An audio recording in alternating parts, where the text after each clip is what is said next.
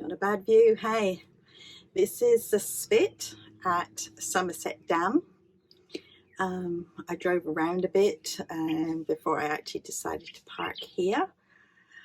Driving here was a very windy road, but the views were absolutely amazing.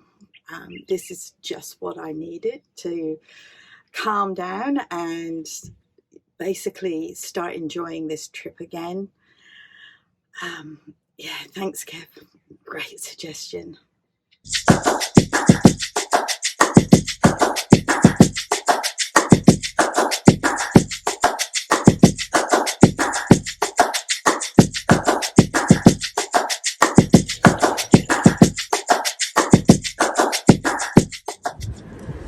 So, Somerset Dam.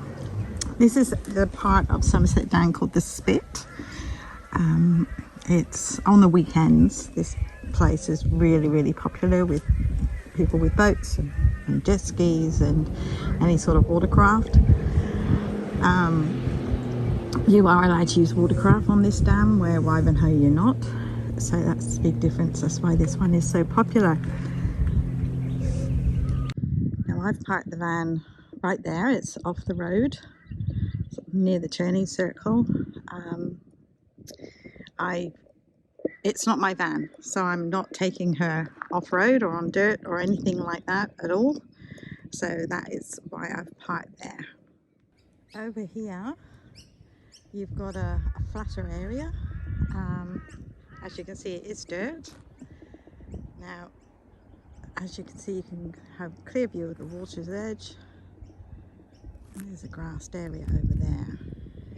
Now, if I had my van, I would be bringing her down here. Drive her very carefully, but I would be bringing her down here. There is a nice little flat bit just here, and this is where I would set up camp for the day, but that's with my van. But the little girl that I've rented, she can stay up there.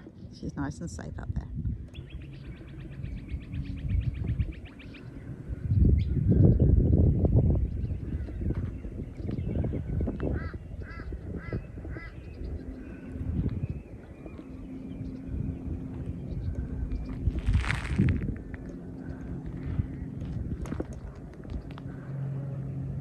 So coming here was the best idea. Thank you, Kevin. Other than the odd sound of a motor or an odd sound of a jet ski, which isn't constant, the tranquility here is amazing. It's so quiet, so peaceful. In this area of the park, there's covered picnic tables. I can't see any barbecues. There was a section that I drove up over there, but I didn't stay there because it was like this, and there's no way in the world I could have parked the van like that. I think there was some barbecues over there. I'm not really sure. But this area is owned and run by SEQ Water, as is all the other dams around here. There are bins, there are toilets up there.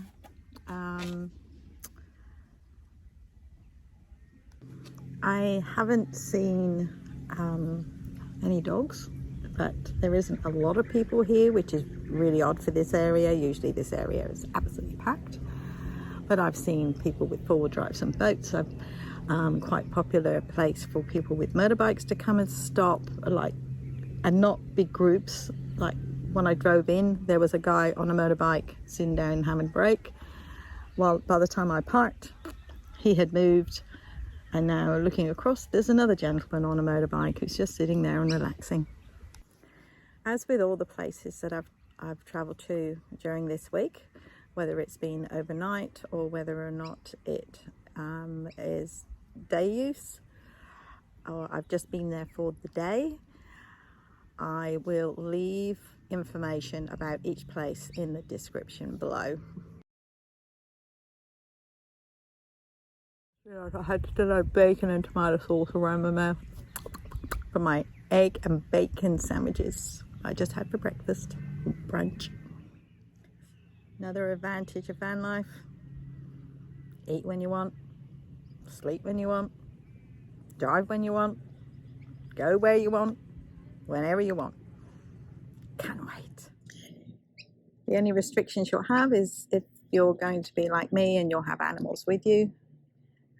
Of course, there's lots of places like national parks where animals can't go, and that will restrict you, but boy, there are still some amazing places you can go with animals. Wow, the sun's come out. Look how different she looks.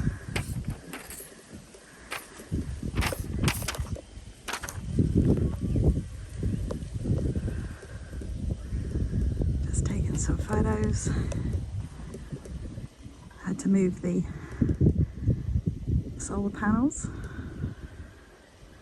but what a glorious day.